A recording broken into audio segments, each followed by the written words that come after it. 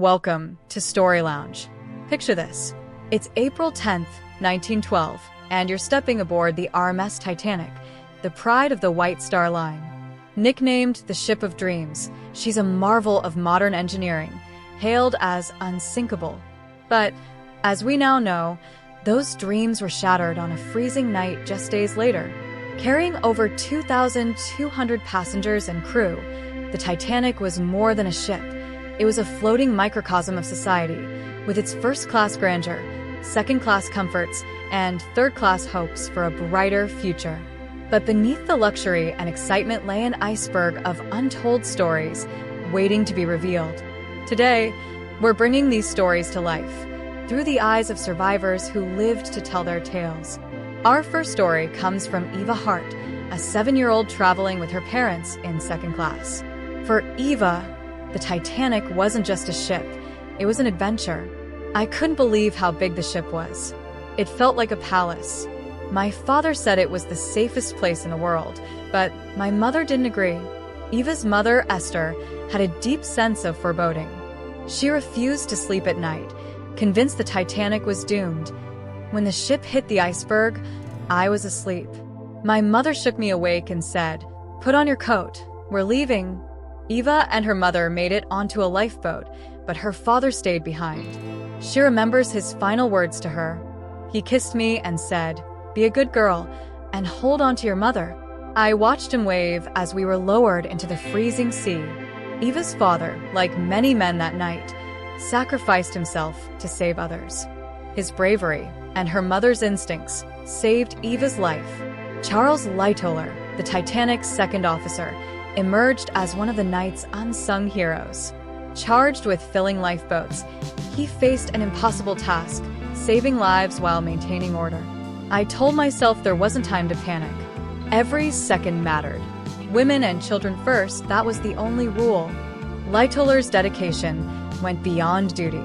When the ship finally sank, he found himself clinging to an overturned lifeboat with other men, braving the icy waters. We huddled together for warmth. Some men didn't make it. I kept thinking about the families we couldn't save. Lightoller survived, later testifying at Titanic inquiries, but the weight of that night stayed with him forever. Margaret Brown, better known as the unsinkable Molly Brown, was a first-class passenger who refused to stand by while others suffered. I told them, "Don't just sit there. We need to row." Some thought I was bossy, but I didn't care. Lives were at stake. Her quick thinking and determination saved lives that night. But Molly wasn't done. When she reached New York, she raised funds for Titanic's destitute survivors, proving her spirit truly was unsinkable.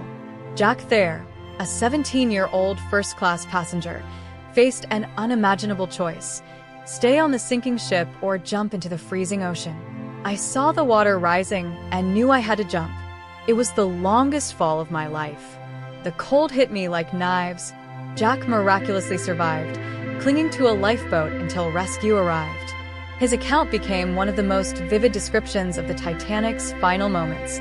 While passengers fled to lifeboats, the Titanic's crew fought to keep the ship afloat. These men, stokers, engineers, and firemen, sacrificed everything. The water was up to our knees, but we kept working. If we stopped, the lights would go out and people would panic. Their bravery ensured more passengers could survive, even though their names are rarely remembered. The Titanic story is one of heartbreak, heroism, and lessons learned. Through the voices of its survivors, we remember not just the tragedy, but the resilience of the human spirit. I still hear my father's voice. I still see his face. I'll never forget, but I'm grateful for the life I was given. And that's why we tell their stories, to honor the lives lost and the lessons gained. Thank you for joining us in unraveling the mysteries of the Titanic. Don't forget to like, subscribe, and hit the bell for more stories that bring history to life. Tell us in the comments which Titanic story touched you the most. Until next time, stay curious.